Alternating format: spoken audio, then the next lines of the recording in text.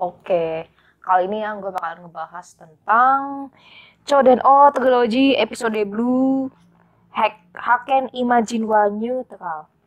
The second episode of Choden Trilogy.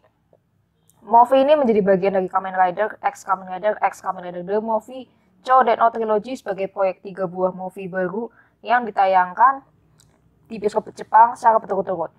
Dikatakan juga sebagai seri kedua dari seri Choden yang dikenal sebagai seri movie baru dari Kamen Rider Den-O.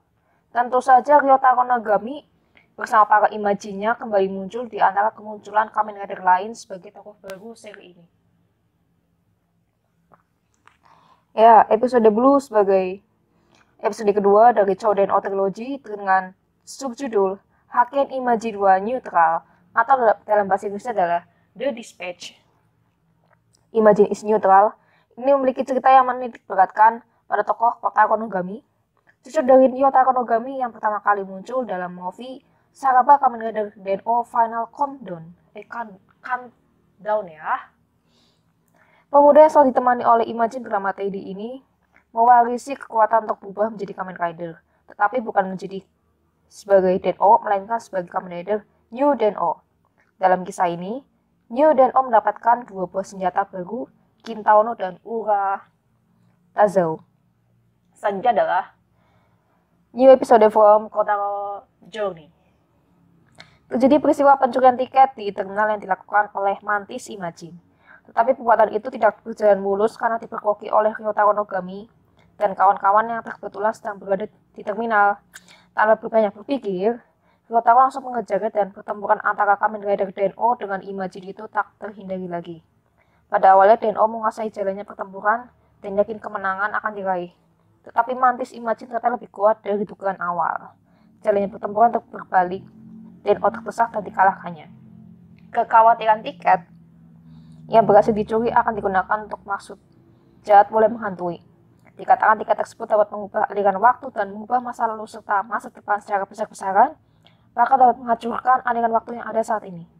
Tetapi Ryotaro yang kini menderita luka cukup serius tidak memiliki kekuatan untuk menghalangi Mantis Imagine menggunakan tiket itu. Di saat itulah, owner memanggil seorang pemuda yang dianggap sebagai satu-satunya penolong yang bisa diandalkan. Orang itu tak lain adalah Kamen Rider Den-O yang lain, Kotaro Nogami. Kotaro bersama Teddy dipersilakan untuk menaiki Den-O untuk mengejar Mantis Imagine. Tetapi owner memberitahukan sebuah kenyataan yang... kenyataan apa ini? Ya, kenyataannya cukup mengejutkan kepada mereka berdua. Hubungan kontrak antara Kotaro dan Teddy ternyata sudah berakhir. Teddy yang kini menjadi Imagine tanpa tuan akhirnya membuat kontrak dengan owner sebagai tuannya yang baru. Melihat kenyataan yang ada, Kotaro tampak tidak memiliki rasa kecewa ataupun sedih.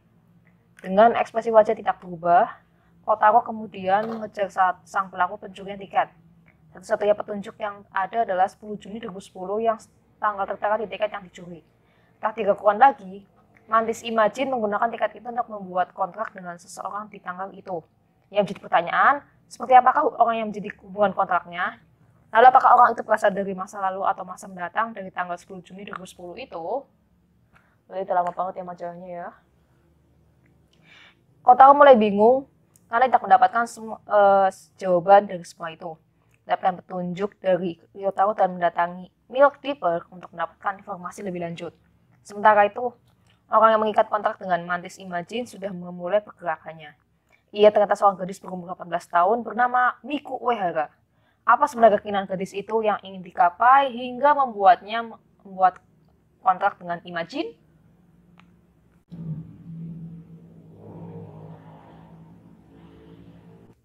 Selanjutnya gue bakal bacain untuk Alinea You Are So Dear To Me. Miku Uehara sedang berbahagia karena hari ulang tahunnya tiba.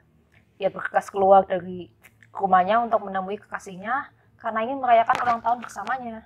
Di tengah jalan, ia menyadari dompetnya tertinggal di rumah dan bergegas kembali. Tetapi di sana ia justru bertemu dengan sosok yang sangat mirip dengan dirinya. Sehingga kini ada dua Miku yang berdiri di hadapan Sanae Uehara, nenek Miku. Entah kenapa Sanae memperlihatkan wajah senang melihat hal itu. Sementara dua Miku di hadapannya saling bersikukuh mengatakan dirinya adalah Miku yang asli. Bagi Sanae, ia mengetahui cara untuk mengetahui yang mana Miku yang asli. Dari dua Miku, itu salah satunya adalah Miku yang membuat kontrak dengan Imagine dan datang ke waktu ini. Ciri khas yang selalu terlihat dari orang-orang yang menjalin kontrak dengan Imagine adalah adanya pasir yang keluar dari tubuh orang tersebut. Tetapi tanpa mengetahui ciri itu, untuk mengetahui Miku mana yang mengikat kontrak dengan Imagine, tampaknya Sanae sudah mengetahui yang mana Miku yang berasal dari waktu sekarang dan mana Miku yang datang dari waktu lain. Walau begitu, Sanae tetap menganggap keduanya sebagai Miku yang asli dan berusaha menikmati waktu-waktu bersama mereka. Tapi mantis Imagine berusaha cepat mungkin menyelesaikan kontraknya dengan Miku supaya dia dapat bebas bertindak di waktu ini. Hal ini membuat Miku dibawa ke situasi yang berbahaya. Apakah Kotaro yang kini sudah kehilangan Teddy dapat menghadapi mantis Imagine? Lalu bagaimanakah perasaan Teddy yang kini sudah tidak dapat bersama Kotaro? Waduh. Nah, selanjutnya bakalan dibacain oleh rekan gue di sisum yang lain. Pamit dulu ya. Ding ding ding ding ding.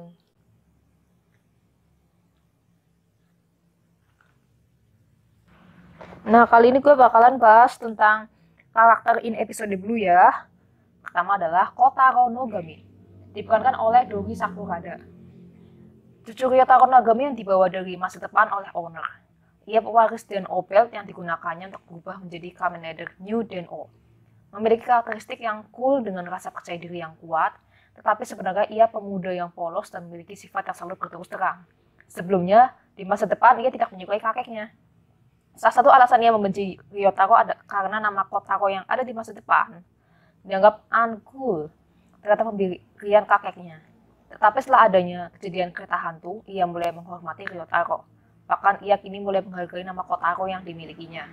Dalam kisah kali ini, kontrak dirinya dengan Teddy berakhir, membuatnya mulai menyadari akan hubungan batin kuat yang sudah terjalin di antara keduanya. Dalam kemunculannya yang ketiga kali ini, tokoh Kotaro lebih digali supaya para fans dapat lebih mengenalnya. Selanjutnya adalah Teddy.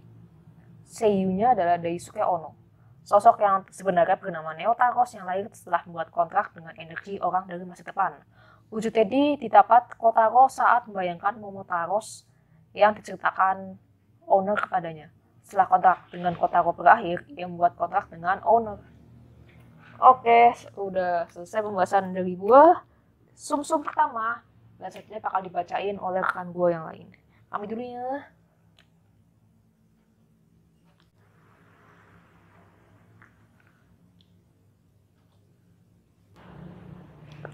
Miku Uehara diperankan oleh Yuko Takayama, karakter yang bisa dikatakan sebagai heroin dalam kisah ini. Seorang gadis berumur 18 tahun yang sedang menikmati masa mudanya bersama kekasih dan teman-temannya. Walau memiliki hubungan yang tidak begitu baik dengan kedua orang tuanya, ia memiliki hubungan yang baik dengan neneknya. Sempat berjanji untuk merayakan ulang tahun bersama dengan neneknya, tetapi lebih mendahulukan bertemu dengan kekasihnya. Saat itulah dirinya yang lain muncul di hadapannya. Pemikiran apa yang mendasari diri Miku yang lain untuk datang ke waktu ini? Selanjutnya adalah Sanae Uehara, diperankan oleh Reiko Kusamura. Nenek Miku yang selalu memperhatikan dan menyayangi cucunya.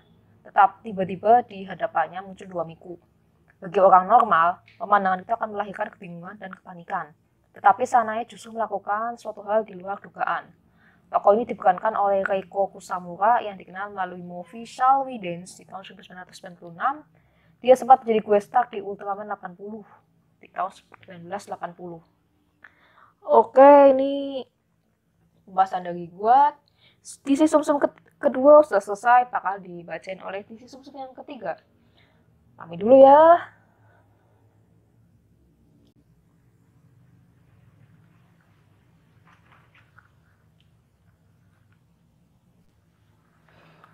Hana atau Kohana diperankan oleh Tamaki Matsumoto. Tokoh yang mengalami kejadian seperti Ryotaro. Hanya saja, ia sudah tak dapat kembali ke wujud aslinya jauh sebelum Ryotaro kehilangan wujud aslinya. Sebenarnya ia adalah anak dari Yuto Sakura dan Airi Nogami, sekaligus sebagai singularity point yang menjadi kunci kemunculan Imagine. Walau terlihat seperti anak yang lemah, kekuatannya tak dapat diremehkan dan disegani para Imagine. Selanjutnya adalah Ryotaro Nogami, diperankan oleh Takuya Mizoguchi. Orang yang dapat berubah menjadi Kamen Rider DNO ini seharusnya adalah seorang pemuda.